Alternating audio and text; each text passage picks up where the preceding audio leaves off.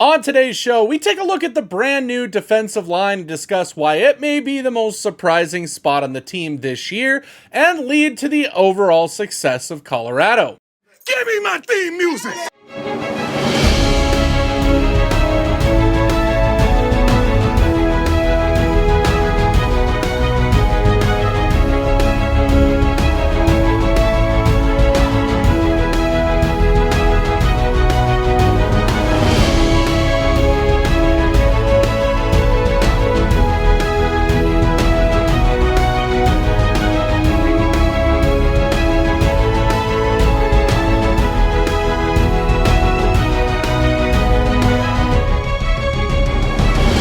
What's up, everyone, and welcome to Buffs News Weekly, your only source for weekly recaps of all Colorado football news.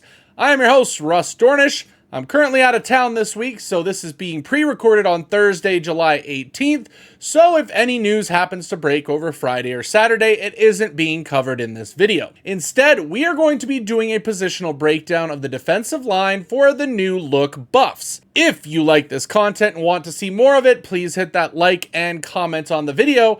Currently, about 75% of all viewers are not subscribed, so I would greatly appreciate it if you just hit that subscribe button and the notification bell so you know when our content goes live. Now, let's jump right in. Last year, the Buffs had serious issues in the trenches, from the obvious O-line struggles to the defensive line getting pushed around all season.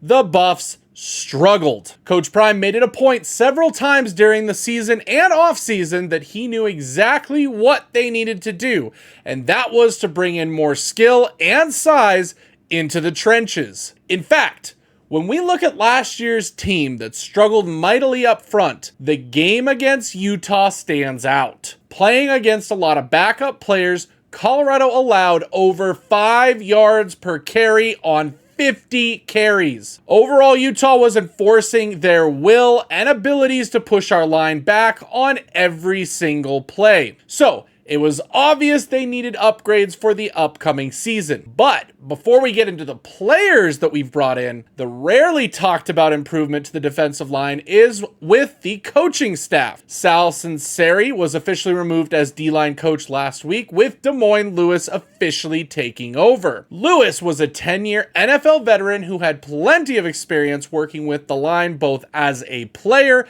and a coach.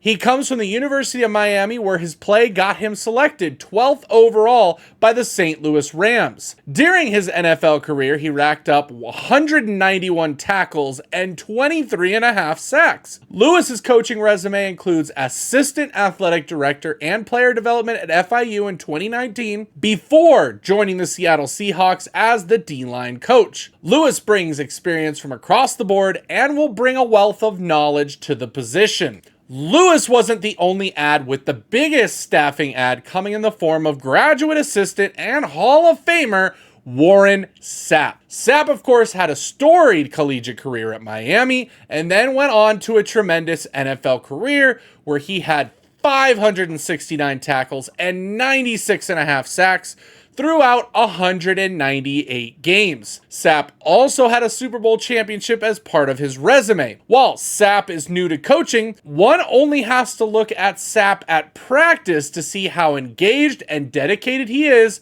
to sharing his craft with these young men. He brings an energy and enthusiasm that seems contagious across practice each and every day. Both Sapp and Lewis were massive upgrades to a staff that already boasted an NFL pedigree. Now, as for the players, we did have some returning players that should figure into the results for the team this season. Shane Cokes, Amari McNeil, and Arden Walker return, with all of them seeing significant playing time last season. But when we look at the newcomers, this is where Colorado shines. Overall, Colorado brought in a number of the best available players the portal had to offer, in players like BJ Green, Dayon Hayes, Quincy Wiggins, and Sam Okunlola on the edge. Hayes and Okunlola were teammates at Pitt and had a great season last year. The move to Colorado was to get tested while also being in the spotlight. Okunlola was a true freshman last year who had Colorado in the final few teams during his recruitment,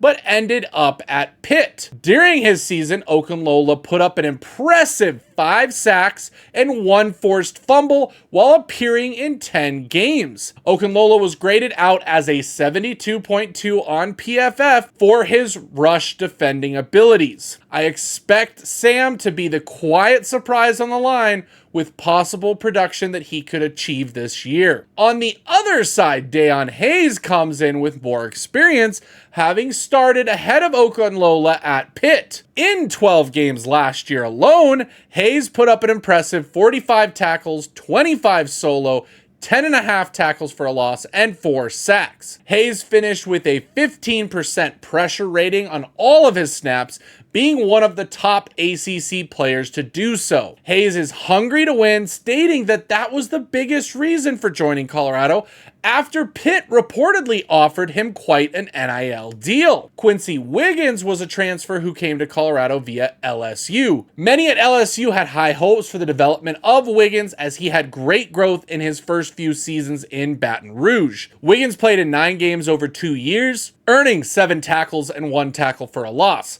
Wiggins provides depth for now and the future on the edge with 3 years of eligibility remaining. Now, one of the biggest adds to the edge was the signing of Arizona State edge BJ Green. Green was a bit of a surprise to end up transferring, having worked his way from walk-on to dominant scholarship player for ASU. BJ Green hit the transfer portal, having been rated as having the highest percentage of quarterback pressures in the country last season. Green, of course, has pushed himself every step of the way, but something Coach Prime said at Big 12 Media Day sticks out for Green, and the expectations placed on him when Prime said that he believed Green was a first-round talent in the NFL. We also got a hint into Green's decision with Prime, stating that he coached Green when he was a small boy. In 3 seasons as a Sun Devil, Green had 21 tackles for a loss, 13.5 sacks, and 1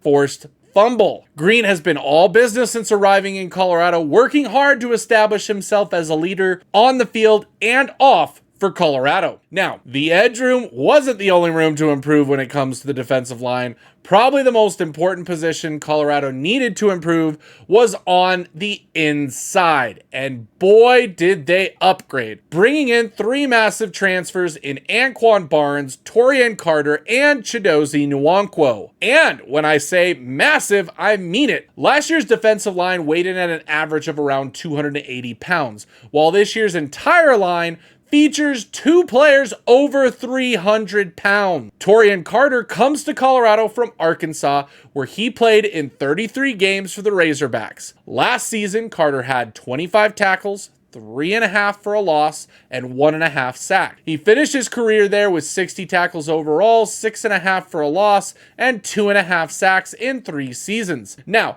Carter was initially committed to SMU before Coach Prime was able to flip him to Colorado. Anquin Barnes came to Colorado via Alabama, where Barnes redshirted his freshman year and then only played in 2 games last year. Looking to get a better chance to play, Barnes hit the portal and joined Colorado. 24/7 had Barnes at an 86 rated transfer, good enough for 3 stars. He has several years of eligibility, so like Wiggins, should provide more long-term depth. Now, the big add in the middle was that of Chidozie Nwankwo to the team. Coming in at 5'11 and nearly 300 pounds, Chidozie has the nickname Block Bully for the amount of blocks and double teams he takes up in the middle. Colorado desperately needed an anchor in that middle, and Chidozie couldn't provide that for the team. Coming from Houston, Chidozie played in 41 games there, recording 95 tackles, 13 tackles for a loss,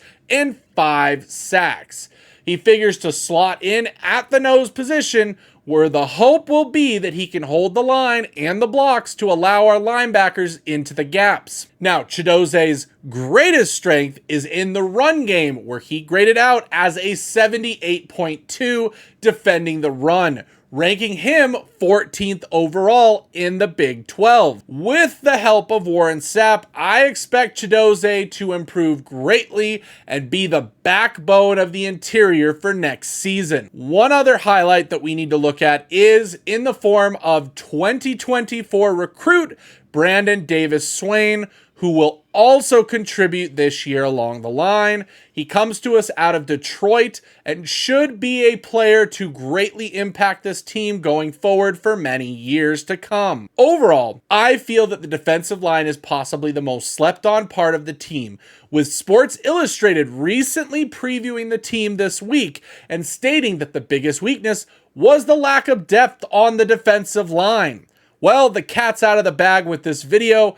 Colorado has added some much needed depth and brought back the best production from last year's team to combine with these newcomers. We should figure out to not get pushed around nearly as much as last year's team did. And even with just a little bit of improvement over what last year's team did, Colorado should see some much needed success for the upcoming 2024 season. Now, we are roughly over a week until fall camp for Colorado, but next week is the first week with the dead period ending for recruiting, so we could see some movement on the recruiting side here in the next week or so. So, stay tuned to all the latest news and make sure to go follow us on X, formerly known as Twitter, to hear that breaking news at Buffs News Weekly. Until next week, for Buffs News Weekly, I'm Russ Dornish.